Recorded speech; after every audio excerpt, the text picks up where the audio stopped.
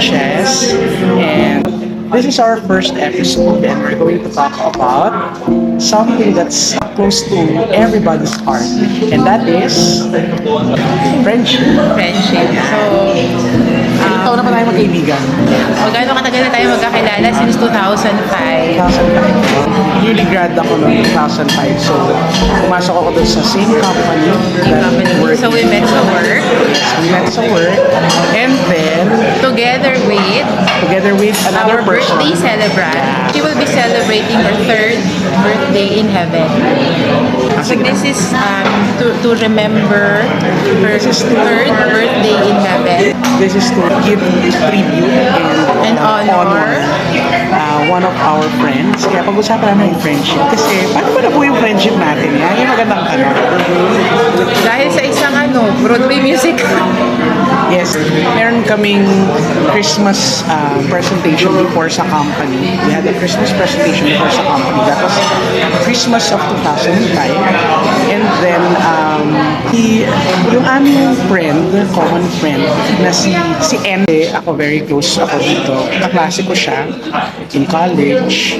And then, siya naman, matagal na magkasama sila dahil sa church. After, nagkakilala sa work, and then naging very close kasi they're both serving sa church, same church. Ayan. So, nung umalisa ako ng company, yun, nagpatuloy naman na aming pagkakaibigan. In fact, ninang sila pareho ng aking anak. Yun.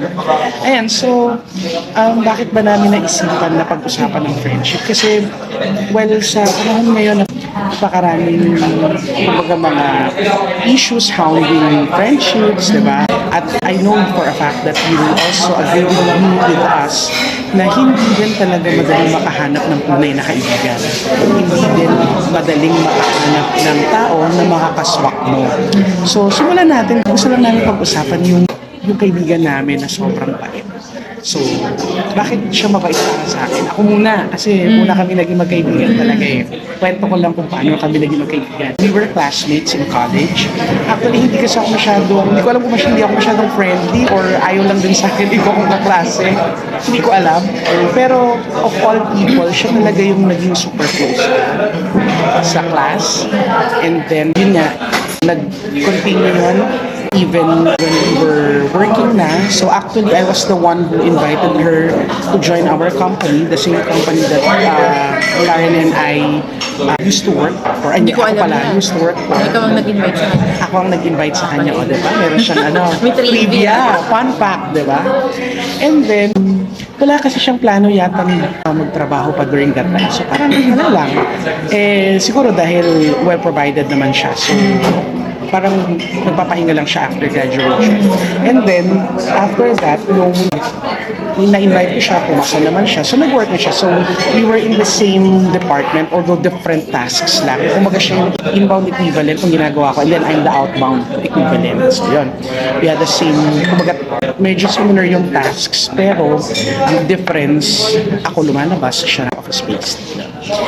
And then, yun nga, during the Christmas presentation, so may mga departments na pinag-team up, di ba? So, our department and then their department were two of the departments na nag-combine, and then nagkakilala kami. So, ang ganda-ganda nung aming presentation kasi sabi nila during that time, grabe to, ang galing umarte nito. If not for the technicality, nag-over kami doon sa time limit, we could have won the first place. Ayun. Pero it was really a fantastic presentation for all yes, we had fun. We built friendships. Kaya nga ito nga, magkakaibigan na kami, di ba? So, yun. And then, ayun. So, ikaw, ano naman yung share of story mo? Kasi after a year with the company, I left the company na. Pero syempre, dahil magkaibigan na kami talaga nito ni N, ayan, our dear N, friend N, ayan, ay nag-continue naman yung communication. How about you, Karen? What can you say about it? After the presentation, several months later, she transferred sa section namin. Okay. So, dun kami mas naging close. And then, she invited me sa parish where she's serving.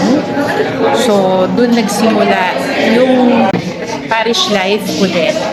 So, it's something na wala namang nag-encourage sa akin, pero siguro it's something na nasa puso ko na nawala lang nagtatry na mapalabas. So si N yung, I could say siya yung nag-trigger para lumabas yung puso for service. So when she invited me, doon nagsimula lahat. Naging jack of all trades kami kasi we were everywhere. Halos lahat ng activities involved siya. Siyempre, sabit niya ako. So doon nagsimula yun. And then I could say I also flourished in my service because of her. Siya yung nag-train sa akin, siya yung nagturo. Siya yung nagbigay daan at nagbigay ng opportunity na makapag-serve. Kasi I would remember she would give up her own slots just to have me serve kahit hindi pa ako masyadong na-train noon. Kasi siya yung unang nagtiwala sa akin na kaya ko. And thanks to her, nagsanga-sanga. Hanggang ngayon, nagsiserve pa rin ako. Nakapag-serve na ako sa iba't ibang lugar, iba't ibang events. Not just related sa church, but I think na-develop din yung confidence ko to speak in front of a lot of people because of her. Wow. So, very candid itong, Hindi to scripted. yes, Walang this is not script. scripted. Pero eto meron akong question sa mind after niyang nagkwento. So sige, since marami kang nasabi din na good things about N, ano yung naisip mo na hindi mo makakalimutang bagay na ginawa niya para sa akin? Marami kami actually adventures kasi one thing we also share is yung love for food. So, mahilig kami mag-food trip noon. Isang hindi ko makakalimutan is when she invited me during, I think, fiesta sa lugar nila na alam ko, it's the same month ng birthday niya. So, nagkaroon kami ng surprise gathering for her and another friend na nag-celebrate din ng birthday during that month. And it was parang a week-long celebration. Kasi, nagsimula sa pa-surprise on a Sunday and then I spent the week at her place yata sa pagkakatanda ko kasi alam mo hindi ako mahilig lumabas, hindi ako mahilig magpagabi because of personal limitations, pero since adventurous si Elle at safe naman ako sa company niya and the other friends. So, dun ko na-experience yung mag-night out. Although, clean fun. So, pa-kape-kape, pa-barbecue sa kanto. Yun, and then, walang katapusang kwentuhan hanggang madaling araw. Tapos gigising ka ng maaga para pumasok sa work.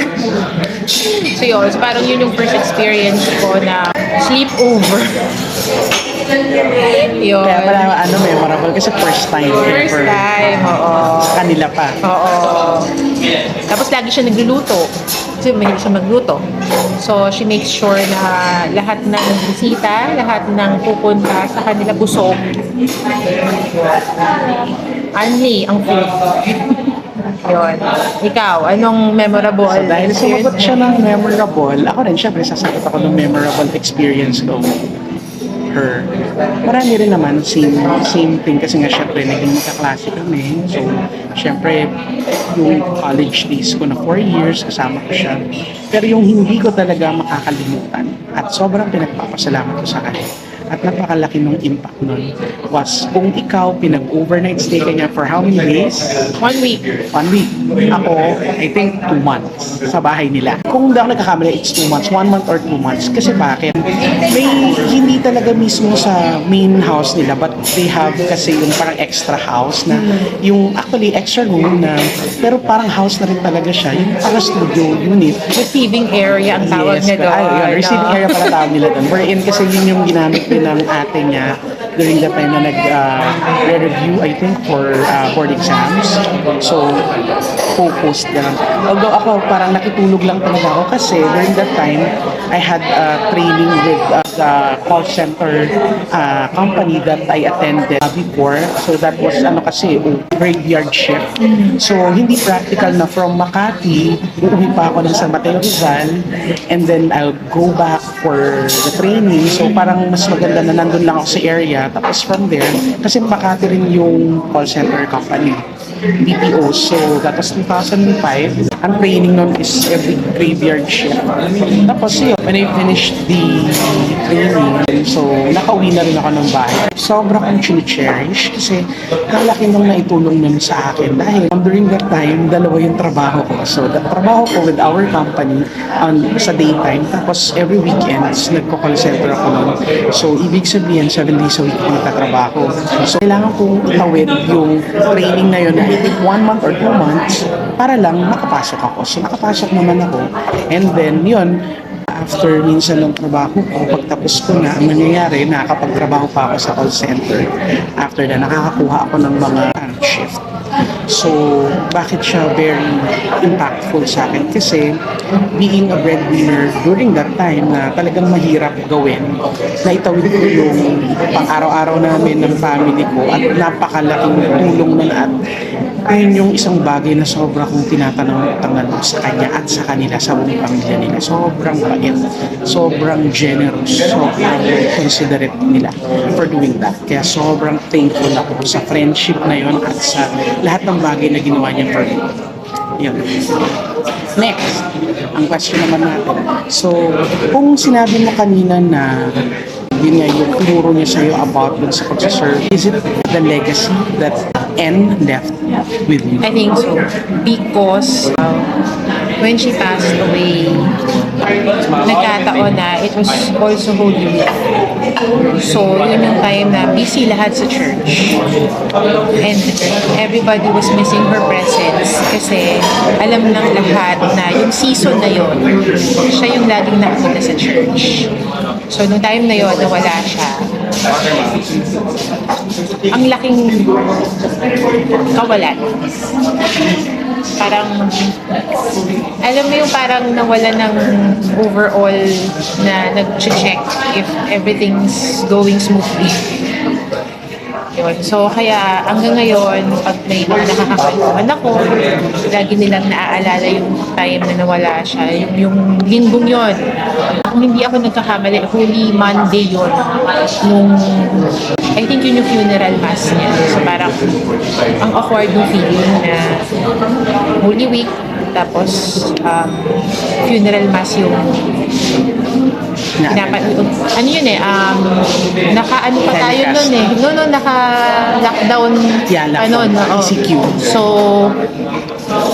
sa live stream mass lang kami nakapanood because limited lang yung pwedeng pumasok sa church. So, iba-iba yung feeling. Napaka-bigat. And yet, hindi mo magawang to be physically present doon kasi bawal. So, as much as I want to, hug her family, hanggang prayers na. Ako naman, yung legacy na naiwan niya sa akin, hindi ko makakalimutan yung lagi niyang share na pangarap niya. Sobrang ganun ko, kaya ko nasasabi talaga na sobrang generous ng puso niya, sobrang bait niya. Kasi sabi niya sa akin before, pagka nagkaroon ako ng maraming pera, yumaman siya, yun yung ibig sabihin. Although mayaman naman talaga sila. Pero I think ang ibig niya sabihin yung para sa kanya, yung siya mismo yung nag-work for it, ay gusto niya magkaroon ng charitable institution. Minsan, pag sumasabi siya sa isip ko, naisip ko na, how could someone like N be that selfless? Na ibang tao yung iniisip niya. And from there, naisip ko na dapat pala talaga yung mga bagay na, kumbaga, meron tayo, di ba? Kailangan matuto rin tayo talagang isipin yung ibang become selfless, and that's very important. And kasi siguro, for one, she has almost everything na. Kumbaga, ano naman siya, well provided, diba? Parang hindi naman talaga siya yung kumbaga hindi na siya hirap, ganyan. So, ang kanya is finding her purpose. Na very sad, hindi niya na magagawa kasi nga maaga siyang kinuha ni Lord. Na sobrang yun nga, same with Karen, nakaka-frustrate na I cannot be physically present during the week. All we can do is just pray. Kasi nga bawal nga dahil meron nga pandemic and ECQ. And then can just message her mom and her sister for our condolences. Yun. Ganun lang yung pwedeng nagawa namin during that time.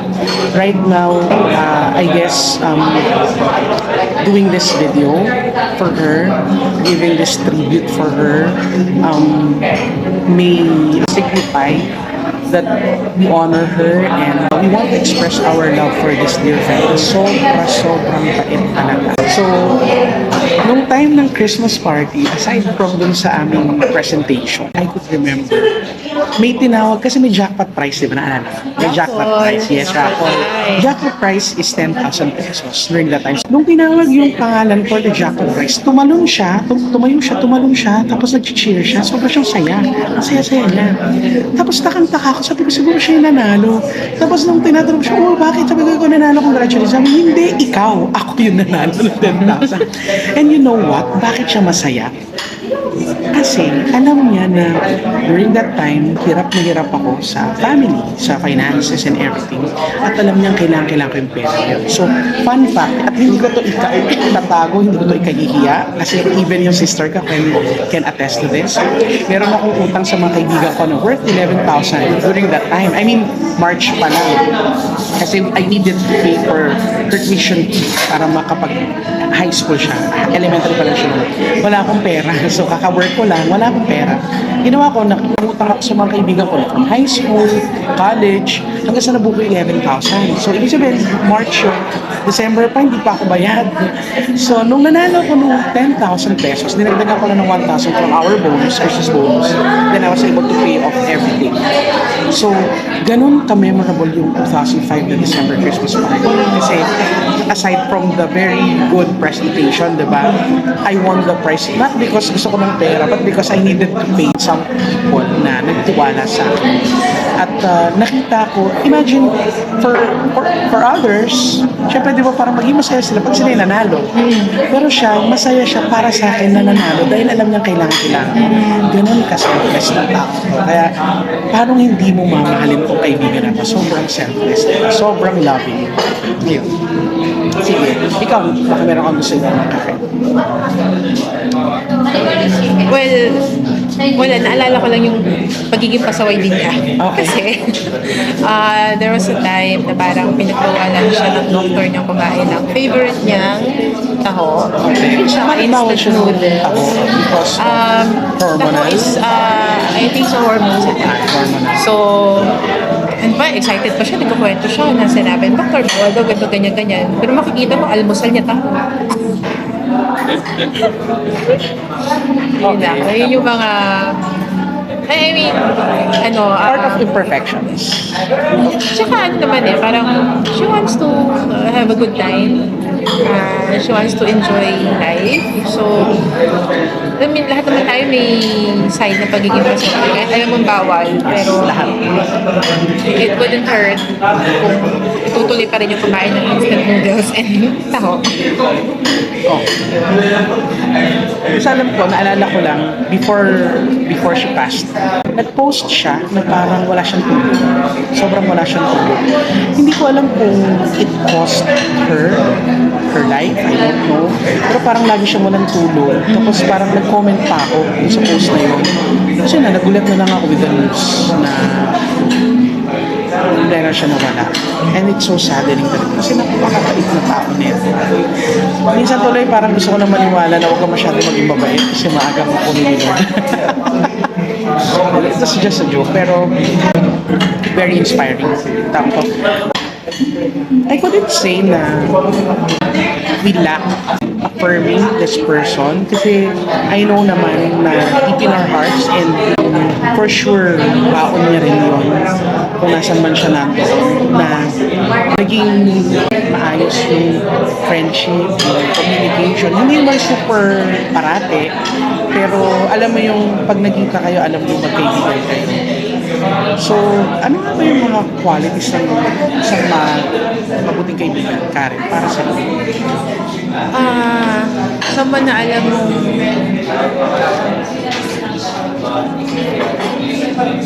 mo, matatakbuhan mo. Pag kailangan kausap. Minsan hindi ko kailangan magsalita. Alam na niya.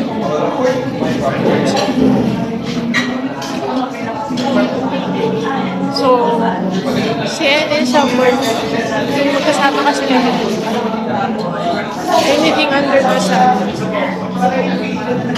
kaya kong ikwento sa kanya. Minsan nga sinususutan na kami ng boss namin. Kasi, nagkwentuhan kami, even during office hours.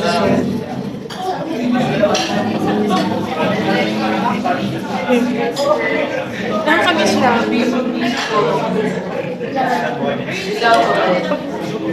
Alam mo, kailangan mo ng pagsasabihan.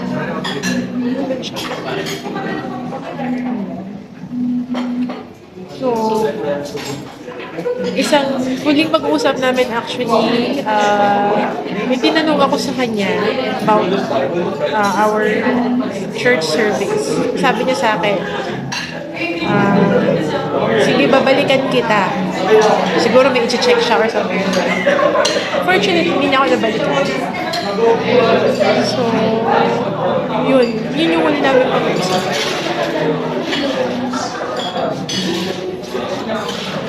For me naman in general, I share the same thoughts about N yung sa'yo na anything under the sun, totoo yun. I can attest to that kasi yun nga, alam niyo yung buong life story ko. As in, lahat ng struggles ko. And during that time, ang dami kong struggles talaga sa buhay. And syempre ngayon, kung ano ba, kung buhay pa siya, di ba, parang it's good to share with her sana. Parang ano na yung mga small wins and I'm very sure she will still be happy about everything that I'm going to share with her. And ganun kabuting tao itong tao. And nakakasad kasi nga, alam yun, kailangan mawala na siya ng ganung kaaga na parang how I wish na she could have stayed longer, di ba? Pero syempre, hindi naman natin hawak ng buhay. So, totoo yung sinasabi na parang kung mahal mo, kung mahalaga sa'yo, kailangan ipakita at iparamdam ka sa tao. Kasi nga, you'll never know when tayo i-accept si person, diba? So, napaka-importante. So, for me, yung mga kaibigan na bukod sa kaya kang maintindihan sa kahit na sino ka pa, kaya kang tanggapin kahit na sino ka pa, kahit anong klaseng pag-ugali meron ka, and kahit ano pa yung past mo or kahit ano yung present mo, no judgment. Yun, ganun na ganun siya. Walang judgment.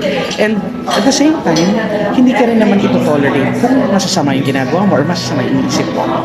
Parang bibigyan ka pa rin ng advices to guide you, to help you, diba? Na parang, let's say, to decide or decipher a situation para sa ikabubuti mo rin. Diba? So yung mga ganung bagay, yun yung qualities na maganda sa isang kaibigan. Siyempre, maraming klase ng kaibigan at sad to say, mahirap makahanap ng tunay na kaibigan. Kumbaga, yung kahit wala kang ibibigay or kahit wala kang offer, pero they are there to listen to you, to be with you, to accept you. Yun, mahirap makahanap ng ganun tao. Lalo ngayon sa panahon ngayon, di ba? Na parang, ito nga, halimbawa, manghiram ng pera, di ba? Manghiram ng pera, tapos hindi nakahiram ng pera. Ang nangyayari tuloy na parang nag-friendship over dahil lang sa ganung bagay. Pero sa totoo lang, hindi dapat, di ba? Kasi each and every one of us, struggles every day. Meron din tayong lahat na pinagkakagastusan. So, dapat hindi ganun yung thinking, di ba? Pero, sad kasi nangyayari yun, di ba? There are also some who are abusive in all aspects of their friendship journey, and it's so sad kasi parang you've spent a lot of days na already, spent hours diba, together, tapos at the end of the day masisira lang yung pagsama. So nakakalungkot din yung gano'ng sitwasyon. Yun. Ikaw, Karen, ano bang pwede mong masabing lessons na natutunan mo in general as sa friendships, kahit ano, about sa kaibigan? Siguro una-una yung open communication. So, with N naman, has always been an open communication. Kung alam din niya lahat sa akin, alam mo lahat sa kanya. So, although nagkaroon din ng gap, lalo nung resign siya. So, syempre hindi na kami gaano nagkakausap. Personally, I could have messaged her para mangamusta. Kaya lang siguro things happen. So, in general, siguro, it's really good to ask people how they are. Mangamusta lang, simpleng hi, hello. Parang tayo ngayon, di ba? Yung bigla lang mag-message na, uy, kamusta na? Anong balita? Yung gano'n. Ganun kasimpleng bagay. It means a lot. Hindi mo alam na may pinagdadaanan pala yung kausap mo. So, yung pangangamusta mo is nakapag-uplift pala ng mabigat na kaloob. So, cliche man siya, pero it works yung mga musta from time to time. Okay, so baka may tanong ka. Wala naman. Paparamdam ka ba? It's her birthday. Happy birthday. Ayan, happy birthday. She could have been 40 years old. Tama ba? Oo, mag-40 na siya. It could have been her 40th birthday. Alam ko kasi parang 2 years yung abot ko talaga sa akin, or 1.5. Yan. So, age reveal na tayo. How I wish na kasama pa namin siya. Yun, kasi kagaya nun kami, parang nag-reconnect kami ni Karen eh. No? Parang after so many years, although we're friends, but I think right now, mas naging deeper yung namin, yung friendship namin ni Karen. Sabi nga namin, feel na parang nung time na nag-usap kami nito, nandun sa isang upuan yung si M. Parang nandun siya nakikinig. And just yesterday, I was browsing my gallery kasi may hinahanap akong picture, bigla ako nakita yung mukha niya. So, sabi ko, grabe, kailangan namin talaga itong ituloy. Then, nakakita rin ako ng butterfly. So, it's just, kahit umulan today, kailangan namin ito ituloy kasi this is a tribute for her. We want to thank her. Siguro, parting words for each and every one. If you have friends na very dear to you, treasure them. Yung totoong kaibigan para sa iyo. Yung tipo, kasi I believe yung friendship din, parang it's really, hindi din talaga lahat pwedeng maging magkakaibigan. I mean, yung malalalim na magkakaibigan. Meron din yan yung nag-jive kayo in terms of principles, in terms of values, in terms of syempre yung mga trip sa buhay, diba? Kasi hindi naman kayo magiging friends kung parang magkaiba kayo, saliwa kayo, diba, ng parang mga gusto. So, parang hindi kayo magkakaroon ng common things, diba, to agree with. Pero, pwede ka maging friend, pero hindi ganun kalalim. So, ako, honestly, I have only few friends, pero those few friends are those na malalalim kung bagay ng friendship. Hindi po talagang anything under the sun we can talk about. Ganun. Kasi syempre, hindi mo rin naman pwede ipagkatiwanan lahat ng secrets mo or lahat ng sa pagkatao mo or whatever sa family mo with others. And then minsan nga, di ba, sinasabi nga nila, parang minsan mas okay pa nga yung kaibigan kaysa yung kapatid or kamag-anak mo, close mo. Medyo hindi maganda pakinggan pero it's actually true. Kasi nga, di ba, parang minsan sister from another mother, parang yung peg. Totoo yun kasi parang kayo yung parang mas naging close and yet hindi naman talaga kayo related pero mas nagkakasundo kayo sa mga napakaraming bagay. So, A friend is like a sibling na pinili mo. Correct, na ganun. So, ayun, if you found such people in your life, treasure them and make sure na hindi sila mawawala sa buhay mo. But of course, syempre, things happen. Hindi naman perfect ang buhay, hindi perfect ang mga bagay mo. So, could be, di ba, merong magiging along the way na magiging problem. Pero sana kung meron man na kumaga mga differences, kung kaya maayos, why not? So, para maging happy ang buhay. Kasi sometimes, kailangan mo lang naman someone to listen to you Di ba parang, di ba, meron kang pinagdadaanan, tapos gaya nga sabi mo, check on that person, di ba? Kasi otherwise, yung iba kasi, sabi nga nila, no man is an island. So, kung meron kang tao na pagsasabihan ng mga bagay-bagay, minsan mas nagiging magaan yung dinadala mo. Kasi lahat ng tao may problema. And a true friend is someone who can help you bear that load, diba? Para maging mas magaan yung bagay na yun. At natutunan ko rin yan sa isang kaibigan actually. Yung sabi niya, di ba mabigat yung dinadala? So yung mabigat na yun, ipasa mo sa akin or ipasa mo sa tao na yun para mas maging magaan. And totoo siya, virtual pasa. Parang pasalot. Salot. When you know there's someone out there, it becomes bearable. Correct. Correct. So yun. Any parting words for our viewers? Wow, viewers. Just, treasure everything that you have right now. Be thankful, be grateful kung sino man yung nandyan. You pray for them also kasi we can only do so much.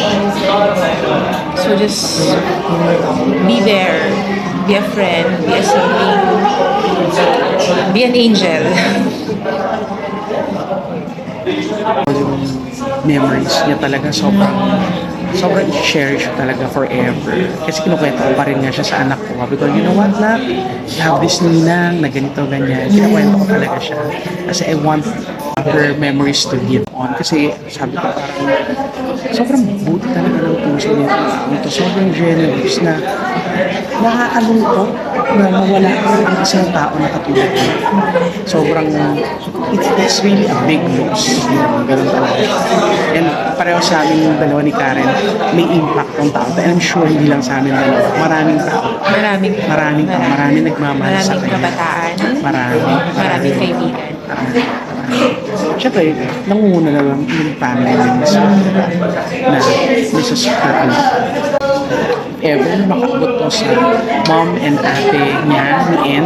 I want you to know na we're here for if ever you want to atap us, gusto niyo pa kami makakwentuhan. We're here to relive the moments with her, and we want to also thank you for sharing the beautiful soul that she is. Yung pagpapalaki ng tita na napakaganda, kasi sobrang bait talaga. Wala talaga akong maipintas sa kanya. Sa totoo lang, wala akong maipintas sa kanya. Sobrang bait. Yung kumulap, di ba, pagsasabihan niya ako, pero alam ko na tama siya eh. So makikinig lang ako, di ba? Nasa akin yung makikinig ako or hindi. Kasi minsan parang mas mature pa siya kaysa sa akin. Ganon, diba? May ganon siyang moment. Pero sa totoo lang, minsan meron siyang parang pagkabata na ano, di ba? May mga ganon siyang mannerism. Pero okay lang. I mean, parang pa-cute niya lang yun. Pero hindi naman, doesn't affect her personal or character per se. Sobra lang niyang ano yun. Sobrang parang, kasi bunso, Malambing. diba? Malambing niya. Pero sobra po namin in-honor na you shared her to us. I mean, diba, parang yun, I think na-mood siya talaga because of yun po, thank you po for sharing and sa amin. I think she knows naman. Parang nung isang araw lang pinakausap ko siya. Talaga. Wala. Sabi mo pala, Hindi pa naman sumasagot eh. mahirap pag sumagot mo. Takot ka nung baka tumalon. So this is our first episode and I hope you like it. God bless everyone. God bless and have a great week ahead. So let's stay positive. Always. God God bless. bless. Yes, bye-bye.